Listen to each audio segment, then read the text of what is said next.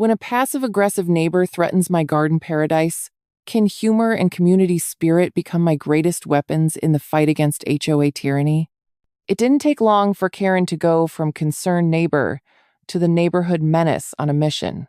Armed with her pastel blazer and an arsenal of passive-aggressive notes, she snaked her way through the cul-de-sac, whispering sweet nothings about lawn regulations to anyone with an ear. I imagine she shouldered a Rolodex of complaints like a proud parent's fridge, stuffed with report cards and art from offspring long since graduated from parenting. Her new campaign of terror launched with the kind of flair usually reserved for movie villains. One foggy Tuesday evening, she marched over to my yard with a bag of suspiciously green granules. "Just a little something to help with those pesky weeds," she chirped like a deranged fairy godmother, tossing the greenery onto my carefully cultivated plants as if they were mere dandelions. As the weeks went by, I noticed a malicious transformation take over my beloved sanctuary. My once vibrant collection of native plants seemed to wilt and fade as if they had witnessed the demise of an entire kingdom. Each morning, I walked outside to find my hopes and dreams evaporating like the morning dew. "What's happening to my garden, Mike?" I lamented one afternoon, while clutching a dying hollyhock as if it were my last hope. With his signature laid-back humor, Mike raised an eyebrow and responded, "I thought Karen was just channeling her inner Elminster there for a second. Trying to cast a spell to eradicate your wildness?" I chuckled despite myself, desperate for humor to mask the fact that my yard was on the verge of a botanical apocalypse. Fueled by indignation and a touch of caffeine, I decided to retaliate. After some late-night Googling, my fingers danced across the keyboard like a hacker, attempting to unearth the secrets of national treasures. I uncovered a smorgasbord of evidence against the HOA and Karen's dastardly strategies. Armed with photos of her dubious chemical kit, scrawled HOA guidelines, and my neighborly network of support, I plotted my course of action. "Time to show this Karen what I'm made of," I declared to Mike over burgers at his backyard barbecue, a gathering-turned-strategy session. "She might have her HOA sledgehammer, but I've got the power of native vegetation on my side." The flames flickered, the meat sizzled, and I felt the thrill of rebellion coursing through my veins. The day of reckoning came swiftly, a scorching Thursday afternoon that felt like a scene straight out of a courtroom drama.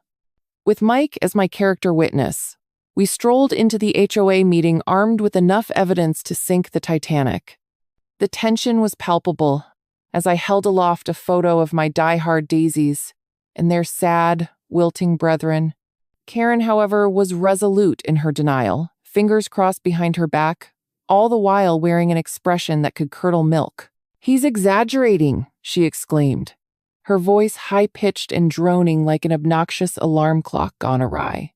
My confidence surged like a river on the hunt for freedom, for somehow I had transformed into David with a slingshot against her Goliath. As I presented my case, weaving tales of chemical warfare in suburbia with a wit sharper than a weed whacker, the tension in the room began to shift. Other homeowners started roaring with laughter, each chuckle echoing my irritation more than Karen's feigned shock and dismay. "Who knew lawn care could be so dramatic?" one neighbor chimed in, and for a brief moment, it felt like we were in a comedy club, not a homeowners association meeting. By the time I finished, the room had transformed into a wave of camaraderie, with only Karen standing defiant and alone, fiercely clenching her tightly rolled HOA bylaws. With a final flourish, I recounted how her overzealous intervention had caused irreversible harm, likening it to a plant genocide of epic proportions. Her scowl deepened as she realized the magnitude of the room's sentiment and the evidence I had laid bare, like a freshly turned garden bed. As the board kicked off a vote to assess fines for the violations, Karen's face turned a hue of red that could only be compared to my backyard tomatoes. The vote concluded swiftly, resulting in a chorus of "I votes" that resounded like sweet music, funneling down on the petulant queen, finally seeing her reign of terror come to an end. And just like that, Karen Thistle, armed with her sledgehammer of authority, was rendered powerless by the collective humor and unity of our community, whereas I was now the poster child for righteous gardening. Could it be that a little bit of wit and laughter could take down tyranny of the HOA kind? I fought back a mostly uncontrollable victorious laugh as I brushed the metaphorical dirt off my shoulders while gently coaxing my plants back to life. Life in our little world had never been so delightfully chaotic, and as I tended to my dying plants, I pondered what else might bloom in this vibrant cycle of suburban life. What would happen next in my quest for green thumb glory?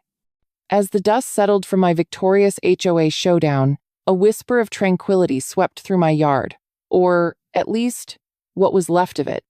The red-faced Karen, now fully dethroned, left the meeting in a swift huff, an exaggerated flounce only a true HOA villain could master. With every step she took, I could almost hear the dramatic orchestral music fade into the background, signaling her defeat. My intertwining feelings of triumph and relief blended in a symphony of optimism, except for the painful reality that my cherished sunflowers were still in mourning, drooping pathetically against the bland, lifeless earth. I had won this battle, but the war for my lawn's dignity had only just begun. Determined to restore my flora's former glory, I initiated Operation Green Thumb. My first step?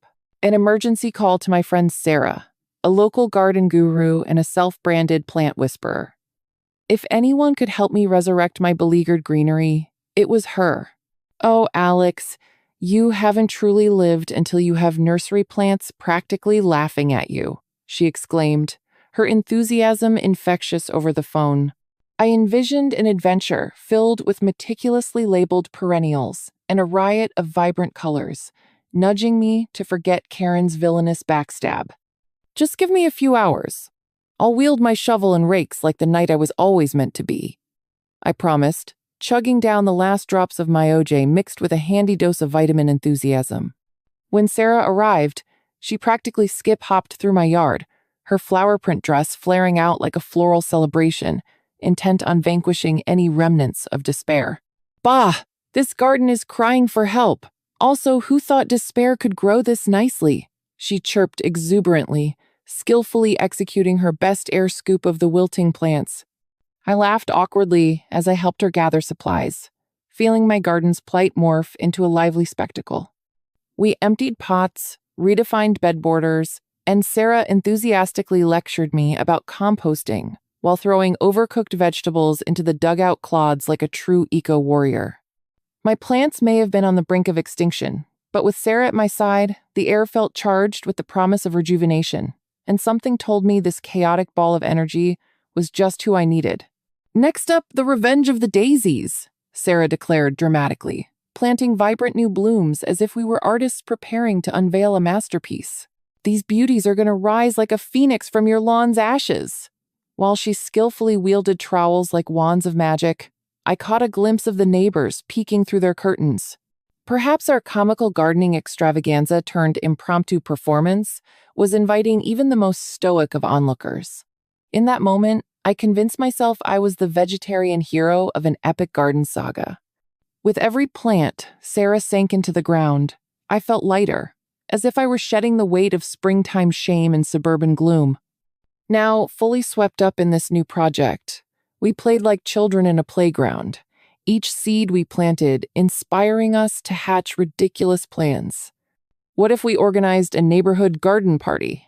We could call it Flora Fiesta, I suggested dreamily. Sarah laughed. Only if you promise to dress as one of your plants, possibly the majestic sunflower. And just like that, visions of bloom-themed chaos filled my head, where laughter would flow over barbecue smoke and beer. Hey, I wasn't above slinging a couple of my famous margaritas to pair with guacamole, wallowing in the fabulous frivolity post-revival. But little did I know that Karen was not entirely out of the picture. As the momentum of our blossoming endeavor reached peak excitement, she slinked back into our neighborhood radar, clutching flyers and a sense of purpose only vindictive motives could inspire. I could practically hear her pensively declaring it was time to save our community from rogue gardening. Oh, the irony. Karen had officially stumbled into DIY villainy 2.0, unleashing capital letters on her flyers. Attention, gardening gun, willed HO meeting tomorrow night. I could barely keep my eyes from rolling as I scoured the paper filled with her brazen claims, replete with ominous warnings about unregulated flora. Now, fueled by a sense of newly minted camaraderie, I rallied my fellow neighbors to unite against her impending tyranny. With Mike at my side, his infamous Hawaiian shirts a bright war banner, we prepared for yet another showdown. "Let's bring the fun to the HOA," he joked. "We can show them Flora and Fauna, the HOA sitcom." With laughter pouring from every corner, we decided to gather our greatest arsenal: a potluck party full of homemade goods, and, yes, a visual presentation featuring our resurrected garden. Let's show Karen that community isn't just about rules, it's about blooming together, I proclaimed, injecting fuel to our fight against her whims of botanical oppression. As anticipation built like firecrackers in my chest, I couldn't help but wonder how this comic clash of wills would unfold. Could we actually outwit the HOA's very own overseer of plant destruction and restore balance to our suburban Eden? One thing was for sure: if nothing else, we had united over an absurd saga of lawn warfare, and there was no way I was going down without a final, triumphant show of determination and a display of blooming humor alongside my blooming plants. What ridiculous escapades could possibly lay ahead in this never-ending dance of suburban politics? With the sun dipping low and the anticipation swirling like a whirlpool, our ragtag troop assembled for the HOA showdown. Mike and I joined forces, armed with plenty of potluck delicacies, colorful posters featuring our garden rebirth, and a collective spirit of defiance that could elevate even the dullest of suburban gatherings. The tension in the air could practically be sliced with a butter knife, or, in Karen's case, a serrated lawn clippers. My dare-to-dream goal was to transform the usual somber affair of HOA meetings into a vibrant celebration of community and verdant victories. "I suggest we hand out tiny sunflower seeds as a sweet reminder of our journey," I mused. Mike chuckled, "or a bag of Karen's own hair clippings to remind her of her weedy past." As we entered the meeting hall that night, the air was thick with the aroma of potluck trust, lasagna, slightly burnt meatballs, and an inexplicable casserole that was a mystery even to its creator.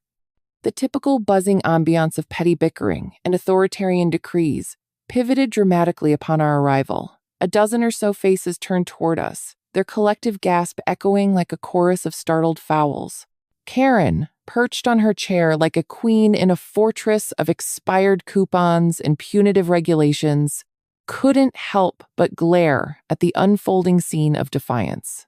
"What is this?" she huffed, her bleached bob quivering in disbelief. "Are you attempting to hijack a serious HOA meeting with food and plants?" Just then, I seized the moment with all the charm I could muster. "Karen," I said, playing the role of a gallant bard proclaiming a comical tale, "we bring not chaos, but a bouquet of unity and horticultural healing." Laughter erupted around the room, mixing with the delightful scent of fresh-baked goods and further baffling Karen, whose idea of unity involved a sharp eye on everyone's lawn choices and a flair for grammatical correction in her complaint letters. Mike held up our decorative flower-adorned poster that proclaimed, "Save our gardens," causing a few gasps of shock and a strained smile from Karen, who was unsure whether to growl or heckle from her throne of neighborhood surveillance. Each playful jab from our end was an olive branch offered through the loud, colorful display of blooming flowers and desserts. The ensuing moments were nothing short of theatrical brilliance. Neighbors began to chime in with their own gardening tales and sarcastic rebuttals against Karen's relentless rule. "You know," began Mrs.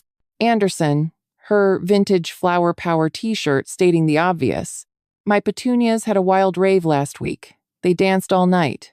Chuckles ensued, and the atmosphere shifted, as if someone had literally sprinkled fairy dust over the assembly. It was as if the negative energy that Karen had cultivated for so long was lifted like a weed being pulled from fertile soil. I looked at Mike, whose enthusiastic retorts ignited an inferno of laughter and camaraderie. It was glorious to watch, as we turned the HOA meeting into a celebration rather than a courtroom filled with accusations.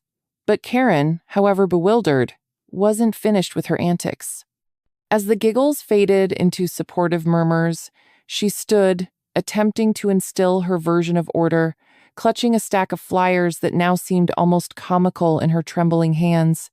This isn't how an HOA meeting works. This will not stop until you all agree to cease your grotesque gardening practices. She thundered, her voice triumphant yet wavering, like an overcooked souffle. Her attempts at control were met with muffled laughter and sarcastic remarks about the supposed regulation of cuteness, now part of the filing process shared amongst HOA members. The tension hung for a moment. On one side, the grim entitlement of HOA royalty, and on the other, a resplendent tapestry of community spirit born out of joyous defiance. With determination bubbling inside me, I decided to seize my chance. You know what, Karen? Perhaps if you spent less time regulating how we landscape our lives, and more cultivating your fabulous garden of toxic foulness, we could all live in harmony. The crowd erupted. A symphony of cheers cascaded through the walls, and for a fleeting moment, it felt like we could take on the universe, one freshly planted daisy at a time.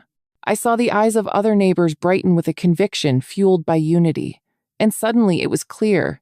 Together, we could cultivate a garden of empathy and a rebellion of diversity. "Who's with me?" I called out, spreading my arms wide like a triumphant cavalier, exuberantly embracing what surely approximated a burgeoning rebellion of roses and daisies. Surprisingly, voices of confirmation climbed like vines. Our neighbors cheered for the new direction while Karen stared, agog and slightly crimson, as if a rosebush had attached itself to her tightly wound persona and was now growing unruly up her blazer. This was not the response she anticipated.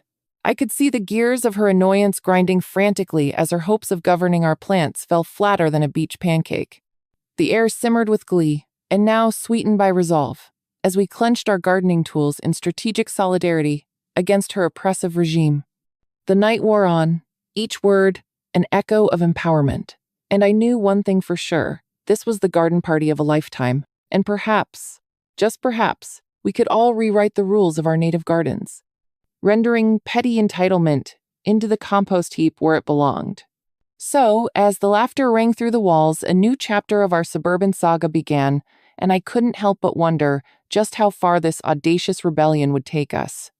As Karen's cheeks flushed a determined shade of crimson, an electric tension wire crackled through the room. The laughter dispersed like dandelion seeds caught in a summer breeze, swirling around in circles of hopeful camaraderie. With every word, every chuckle, it became increasingly clear that the flight of rebellion was not just a fleeting moment. It was transforming into something more substantial and invigorating. The laughter emphasizing our solidarity felt like a gentle hum resonating in my chest. I seized the opportunity to build on the momentum. "Karen," I declared, channeling all my inner motivational speaker, "isn't it time we embrace diverse approaches to our gardens? I mean, who decided that plants need a dress code?" The exclamatory punchline boiled over with laughter, drawing positive cheers and chuckles from all corners of the hall. My words seemed to strike a chord with the assembly of homeowners who had long been victims of Karen's suffocating aesthetic rules. The room erupted with nods of agreement and enthusiastic murmurs, each neighbor finding their voice in the blooms of rebellion. From a corner, Mrs. Anderson, wielding a suspiciously oven-baked casserole, added, "And while we're breaking rules, how about we plan a communal planting day? Let's bring color and joy to our neighborhood." Cheers rattled like seeds in a rattling wind as they envisioned a future filled with vibrant, purposeful chaos. Excitement rippled through the room as ideas morphed into grander concepts: a sustainable potluck, garden swap meet, and even an annual No Karen Day dedicated to seeing just how diverse and peculiar our green spaces could get if left to their own delightful devices. Karen's stern demeanor flickered with disbelief. The luscious visions are of proactive homeowners seemed surreal to her. "You can't just," she spluttered, the weight of her clipped words falling flat as they danced on the air with as much finesse as a walrus on roller skates. As we slapped high fives and sparked plans, Mike stepped forward, channeling his inner public speaker with effortless charm. Let's not only aim at beautifying our lawns, but also dig deep into the dirt of community issues. How about a campaign to protect our local wildlife, too? This sent ripples of incredulous laughter cascading through the seats. Karen's expression flared, revealing a mosaic of frustration and helpless indignation. Desperate to regain the control that was slipping through her meticulously manicured fingers, she pointed dramatically at our little rebellion. This is completely unacceptable. I will not let you poison the HOA with your ridiculous ideas. The battle lines had drawn themselves with sharp clarity. Of all the plant metaphors I could conjure up, I knew that a garden-grown punchback was just about to unfurl. But then I spotted it, the enormous decorative Hawaiian flamingo that stood proudly in the corner, a remnant of our earlier garden party. A glimmer of mischief tickled my spine. With a flick of my wrist, I stealthily grasped the plastic creature and put my plan into action. But Karen, I purred, raising the flamboyant bird like an absurd trophy. This beauty is vital in promoting local aesthetics. It embodies the carefree essence of our shared spirit. I thrust the flamingo skyward, my voice dripping with dramatics. The room erupted, and Mike accompanied my grand gesture with a nonsensical, impromptu limber dance, sashaying around the chair, waving his own Hawaiian shirt like a flag of doom aimed directly at the HOA monarchy. The sheer hilarity of our antics could rival even the finest stand-up routines. Karen's jaw dropped visibly, caught between disbelief and impending laughter. Perhaps if this HOA truly represented the interests of its residents, we wouldn't have to contend with a reign of terror draped in pastel blazers. I called out, seamlessly blending humor with the outright truth as the room thundered with applause and laughter. The sight of my neighbors rallying into vibrant applause felt surreal, like watching the surreal blooming of a weed blossom straight out of the cracks on a sidewalk. Some even clutching their phone cameras, documenting the ridiculousness of what had once been an intimidating HOA meeting, but now felt more like a jubilant neighborhood carnival. I glanced at Karen, whose pink-clad fortress now appeared decidedly fragile. Face it, Karen, I sang, learning from the chorus of factionalism. You've lost control of the lawn. The voice of the people invokes the wild, while your era of rules is wilting like last week's salad. And there it was, the moment of karma. Rumbling like an impending storm, the tide shifted as murmurs spread through the crowd, and somewhere in the back, a persistent drone of an unseen drone approached, capturing our glorious revolt on its lens. What have you got to say about that, Karen? With a well-practiced wink, I turned again to the queen of overregulation, who was no longer the intimidating force she had once been. The crowd was with us, and the whispers of freedom rustled gently through the hall, while the pent-up energy from our oppressed suburban hearts surged like an awakening spring. Maybe, just maybe, we could subvert the mundane into something majestic. That felt like the ultimate victory, and a chance for my garden sanctuary to thrive like wildflowers breaking through the concrete.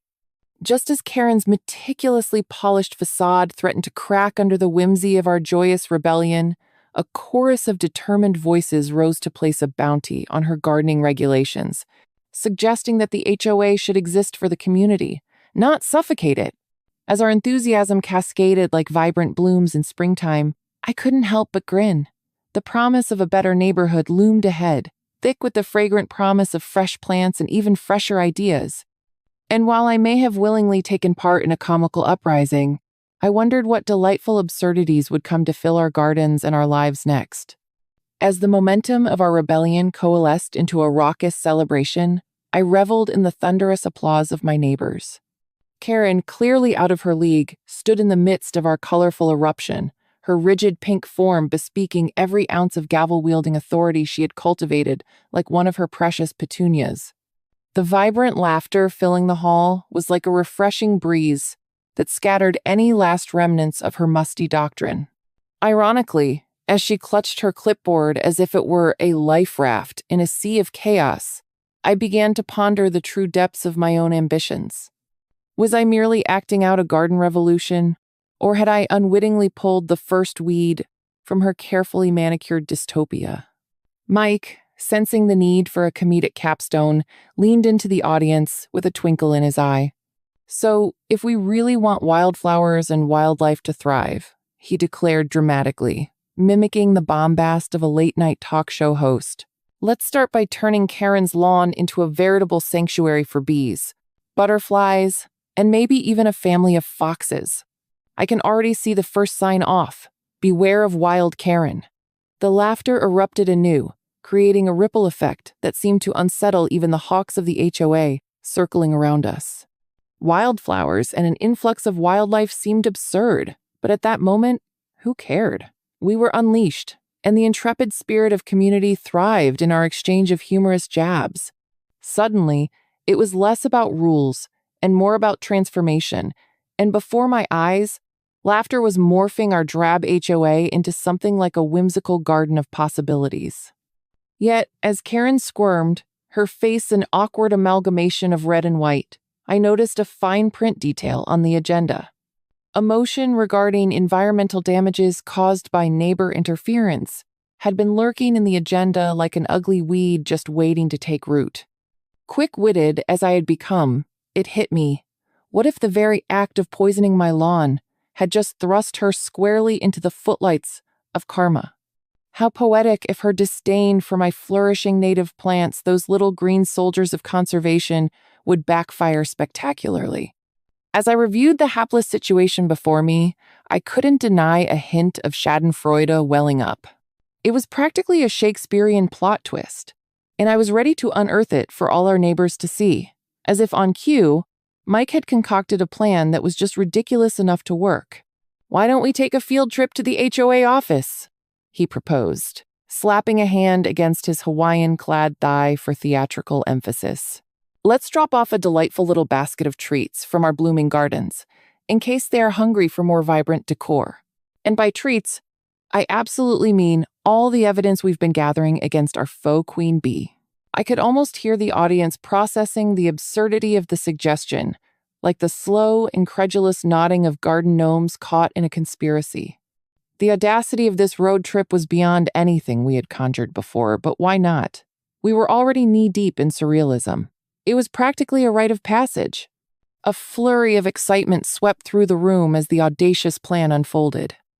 Armed with pots of ludicrously colorful blooms, we set a date to confront Karen and her cadre. "Bring your best gardening gloves, folks. We're about to sow the seeds of rebellion right in the heart of HOA territory." I giggled nervously, contemplating how this whimsical horticultural heist would play out. With Mike leading our merry band like a quirky eco-revolution general, we gathered a veritable bouquet of evidence, illustrating the dark deeds Karen had committed against the environmental sanctity of our community. It would be delightful, absurd, and a timely smackdown on her lavish delusions of authority. Finally, the day arrived with the kind of clarity that makes everything feel like a movie set, bright sun, a deeper blue sky, and a clear sense of purpose sprouting up in our hearts. As we marched towards the HOA office, full pots in hand and evidence fluttering comically from the corners of our arms like outstretched vines, I could see the collective energy simmering into something beautiful. I couldn't help but chuckle at the scene unfolding before me. Somewhere within the chaos of plants and perseverance, we were becoming a solid unit, all fighting for our wild patches of life, against a woman who had long tried to suffocate them with her stringent opinions. As we approached the HOA building, its deceptively grand facade towering above us like an ominous cathedral of conformity, I turned back to my ragtag group of garden warriors. "Okay, gang, ready for battle?" I quipped, feeling the weight of destiny hanging in the air. Today was about more than just plants. It was about freedom itself. The energy in the group transformed into a sound of enthusiastic agreement, underscoring the camaraderie born out of our shared struggles. Today, Karen Thistle might just discover that the spirited nature of community, combined with a few well-placed flowers, was more powerful than any pastel blazer she could muster. The thought made my heart flutter with anticipation and glee. What would unfold next as we headed into the belly of the beast? As we made our way to the HOA office, the giggles and murmurs of my fellow rebels, now dubbed the Garden Guardians, filled the air. I caught Mike's eye, and we exchanged a conspiratorial grin, buoyed by the ridiculousness of our mission. It felt almost festive, parading our colorful pots of flowers like a parade of triumph through the sterile landscape of conformity. What are they going to do, throw us out for showing too much biodiversity? I joked, earning a chorus of chuckles from my gang. The once foreboding building now transformed into a humorous target in our minds, like a giant piñata made from rigid regulations and stale authority, waiting for a good whack. The dramatic flair of our little rebellion heightened the excitement bubbling inside me. Did we really dare to take this leap into the wild unknown? The moment we marched through the front doors, the atmosphere shifted dramatically. The sterile lobby, with its beige walls and stiff chairs, felt oddly suffocating compared to the vibrant blooms we carried. Karen's name was a loathsome echo in the air, as if the flowers announced our displeasure with every petal. I sidled up to the receptionist, trying to mask my own inner glee with a casual tone. "Hello, lovely day, isn't it? We've brought some eco-friendly gifts for our HOA leaders. Care for a flower?" I offered, barely suppressing a laugh as her eyebrows shot up. The receptionist must have wondered if I was serious or just a tad bonkers, but there was no turning back. We were in deep now, and I was ready to savor every exaggerated expression on her face. Then, at the heart of it all, there she was, our ever-stern adversary, Karen Thistle, clad in a pastel blazer that seemed even tighter than usual, perhaps from the anxiety of the inspector's reports leaking through her pristine grip. A cold wave of realization swept through me. I was suddenly face to face with the embodiment of the HOA's smugness. All that laughter and camaraderie suddenly turned electric, enough energy buzzing around us to light up a small town. At that moment, I couldn't help but imagine her head exploding, like a poorly timed firework, as our carefully collected evidence materialized on her well-manicured lawn. "Oh, Karen, I hope you're ready for the patch of wildness we've brought to your oh-so-perfect world," I quipped. And for once, I didn't care if I looked silly. I was fueled by every wrong Karen had ever inflicted upon our neighborhood. "Alex Rivera," Karen sneered, her voice coated in condescension. "What are you doing here? Causing a disturbance as usual?" The way she spoke to me struck a nerve, like fingernails on a chalkboard. But before I could retort with the snappy comeback brewing behind my lips, Mike stepped forward, clutching a plump sunflower as though it were a sword against the establishment. "Oh, we're just here to brighten your day, Karen. After all, you've been so generous with your lovely yard care tips. Care to see what we've done with our own landscapes?" His remark elicited snickers from our group, while Karen's expression only sharpened, her glare fixating on the cheerful blooms that danced defiantly in her hands. "Evidence, Karen," I shouted, uplifted by the newfound ferocity surging from my cohort. "You've poisoned our precious ecosystem, and dare I say, your own lawn, and we're here to show it all off. Not just copious flowers, but hardcore evidence." I gestured dramatically to the evidence we had gathered, photos of her regally maintained lawn, marred by brown patches and bizarre purple stains from the toxic concoction she sprayed in secret. The tension in the air grew thicker, almost tangible, as the auditorium of HOA members rounded us with bemusement. Who knew the uptight upper crust could be so entertained by botanical rebellion? The hours of collecting and correlating data bore into Karen like the sharpened edge of a trowel digging into past transgressions. Just as Karen opened her mouth to respond, probably trying to convert her vitriol into some intricate legal jargon, the receptionist piped up with audible delight. "Wait, is that a flower from Alex's yard?"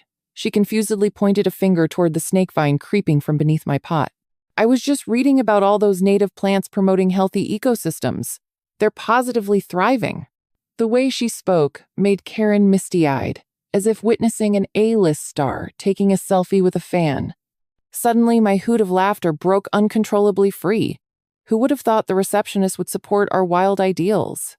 The crowd around her erupted into applause, while Karen's gaze narrowed into a storm cloud above her fashionable bob. With every moment, I felt that sweet, poetic justice unfolding. "So, Karen, it seems you've taken your maintaining the community image a tad too far. How about these fines for environmental damage?" I waved the open letter of charges triumphantly, feeling like the heroine of a heroic epic.